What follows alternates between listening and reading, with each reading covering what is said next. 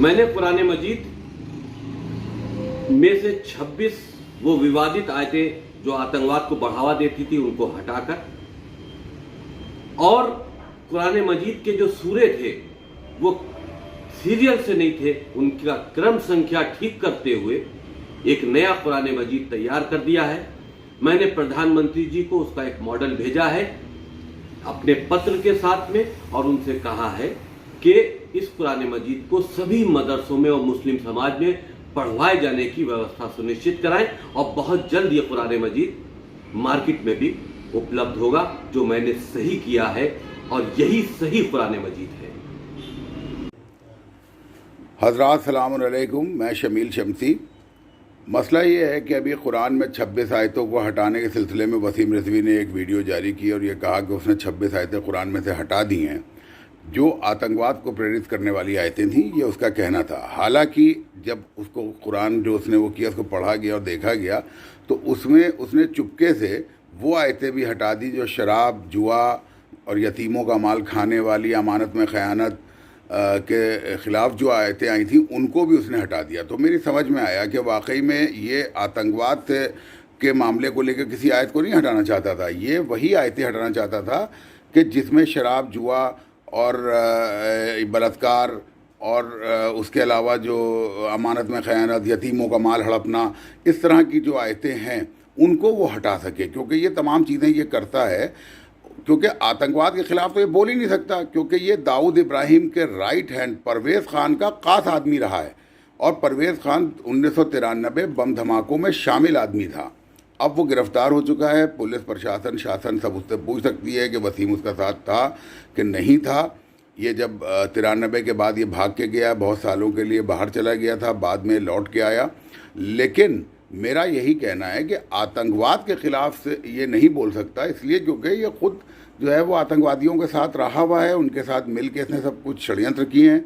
लिहाजा इसका सारा जो दारोमदार था और जो उसको सब कुछ हटाना था, वो मामला सिर्फ जो था वो इन आयतों को लेकर था कि जो शराब, जुए, बलात्कार और अमानत में ख़यानत और यतीमों का माल हड़पने वाली जो आयतें कुरान में आई हैं कि इनके ख़िलाफ़ जो चीज़ें थी उसको हटा के अब अपने को पाक, साफ़ और जन्नती बनाने के लिए उसने इन आयतों को हटाया है।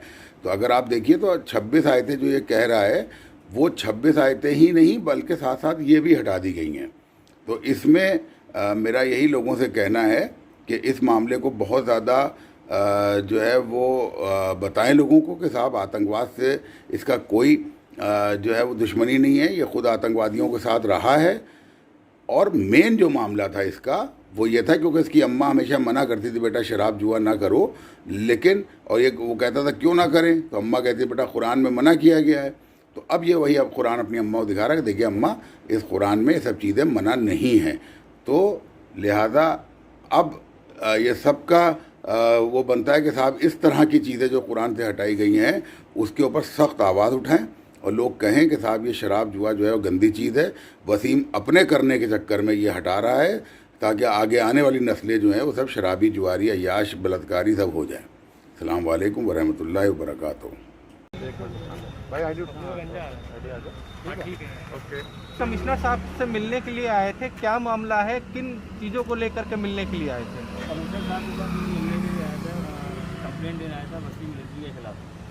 तो कमिश्नर साहब तो मिले नहीं, तो मैंने अभिषेक तिवारी जी को मैंने दे दिया है, लेकिन उन्होंने रिसीविंग मुझे नहीं दी।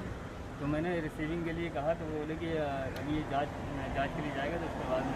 क्या शिकायत करने आए थे आप? शिकायत ये करने आए थे कि वसीम रिजवी ने हमारे साहबा इकराम के ख़िलाफ़ बहुत ही अनशब्द बातें ऐसी बोली हैं कि जो बर्दाश्त नहीं की जा सकती है। और एक बार नहीं, ना जाने कितनी बार वो जो है बोलता रहता है और उसके बावजूद सुप्रीम कोर्ट ने उसके ऊपर 50,000 रुपये का जुर्माना भी लगाया। तो उसके बावजूद भी वो जो है अपनी आदतों से मान नहीं रहा है और फिर भी वो कुछ ना कुछ बोले जा रहा है। तो ये बातें कहाँ बोली, आपने कहाँ सुनी ये बातें? ये मेरे पास, मेरे दोस्तों के पास में कई ऑडियो आई हैं जो मैंने खुद सुनी है और अपने ही आदमियों से फ़ोन करवाता है और अपनी सुरक्षा के लिए कि किसी तरीके से सरकार हमें जो है सुरक्षा दे, हमें बचाव के लिए, मतलब किसी के धार्मिक के बारे में जो है ठेस पहुँचाओ, उसके बाद में जो है सुरक्षा भी चाहिए और उसके खिलाफ़ कोई कार्रवाई भी नहीं हो रही, कोई एक्शन भी नहीं हो रहा है। तो मैं चाहता हूँ कि उनके खिलाफ कार्रवाई हो और एक्शन हो।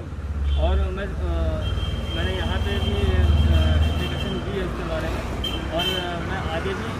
आपको कैसे पता कि वसीम रिजवी जो ऑडियो फैला रहा है वो अपने ही लोगों से करवा रहा है, आपको कैसे पता है? देखिए कुछ चीज़ें होती हैं कि जो छुपती नहीं है, उसकी आवाज़ है, और कई उसके जो आदमी हैं और इधर उधर जो ऑडियो गई तो कई लोगों ने सुनी तो उसकी आवाज़ को पहचाना कि हाँ कि ये जो है, कई लोग उससे उनके आदमियों से मिल चुके थे तो उसकी आवाज़ को पहचाना, तो हाँ उन्होंने यकीन किया कि ये इसी के ही आदमी है। कौन आदमी है? वजीरगंज थाने के पास में मस्जिद है, वहाँ के मुतवल्ली हैं जी।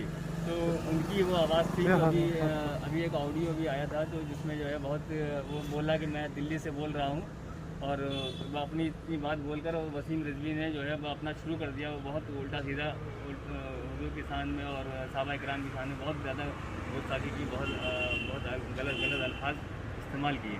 तो ये शिकायत कहीं और भी आपने करी है, किसी और भी जगह पे भी आप गए?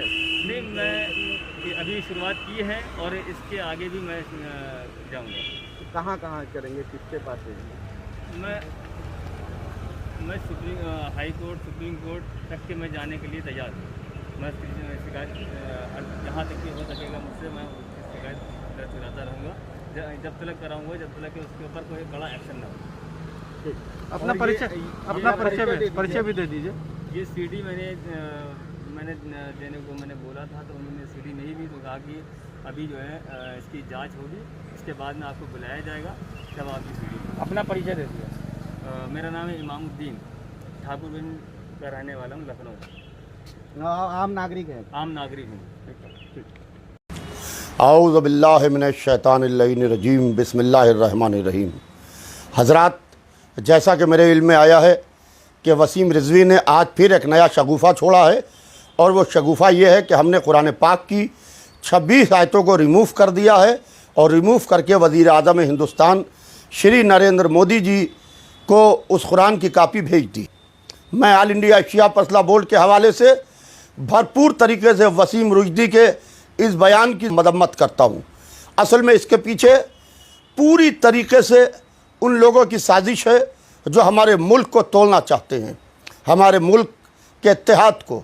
हमारा मुल्क एक यकजहती का मुल्क है जहाँ हर मज़ाहिब के लोग रहते हैं। कभी अजान के ऊपर एतराज़ करके मस्जिद के लाउड स्पीकर के ऊपर कि लाउड स्पीकर की अजान से हमें डिस्टर्बेंस होता है, कोर्ट में याचिका दायर कराई जाती है। कभी वसीम रिजवी जैसे लोगों से ये बयान दिलवा के और कुरान पाक नया पेश करा के ये कहा जाता है कि हम वज़ीर आज़म हिंदुस्तान को कुरान पेश कर रहे हैं। ये वसीम रिजवी तुम्हारे अक़ीदे का इजहार करता है कि यह है तुम्हारा अक़ीदा और यह है तुम्हारे सियासी आका। 26 आयतें हटाने के लिए जो सुप्रीम कोर्ट में अर्ज़ी दी थी वसीम रिजवी ने, पूरी अर्ज़ी खारिज कर दी गई, और सिर्फ खारिजी नहीं की गई बल्कि 50,000 रुपये का जुर्माना भी लगा। सुप्रीम कोर्ट से मुँह की खा के आए, मगर अभी निचले नहीं बैठ रहे हैं। पूरी तरीके से कुरान पाक को टारगेट किए हुए हैं और कुरान पाक की तौहीन पर तौहीन करते चले जा रहे हैं। और कुरान पाक आफाकी किताब है, न किसी के क्रम से लगाने से क्रम से लग सकती है, न किसी के आयतें निकालने से आयतें निकल सकती हैं। शैतान का काम है वसवसे पैदा करना। शैतान मज़हब में, दीन में तब्दीली नहीं कर सकता है। 1,24,000 नबी आए, 12 इमाम आए, मगर शैतान वसवसे पैदा करता रहा, मगर मज़हब में तब्दीली ना कर सका। वही काम आज ये वसीम रिजवी भी कर रहा है कि वसवसे पैदा कर रहा है, लोगों के जहन डाइवर्ट कर रहा है। लिहाजा कोई ये ना समझे कि शियों की कुरान पाक अलग है और दूसरे मुसलमानों का अलग है। नहीं, कुरान पाक एक है फ़कत। ऑल इंडिया शिया मसला बोर्ड बहुत जिम्मेदारी के साथ ये मैसेज दे रहा है अपने इस वीडियो पैगाम के ज़रिए से कि कुरान पाक अल्लाह की एक किताब है जो सुबह क़यामत तक एक रहने वाली है। इस किताब में न कोई तब्दीली होने वाली है, न इस किताब का एक भी हर्फ और एक भी आयत या एक भी ज़बर और ज़ेर इधर से उधर होने वाला है, बल्कि कुरान की आयतें तो नहीं बदली जाएंगी। ज़माना खुद देखेगा आयतों के बदलने वाले कितने रंग और रूप बदलते हैं कि गिटगिटान भी शर्मा जाए। जब जंग नहरवान में इसी कुरान को नेज़े पर बुलंद किया गया तो हज़रत अली अलैहिस्सलाम ने कहा कि ये धोखा है, यह कुरान नहीं है। और जब खोला गया तो उसमें से पत्थर निकले।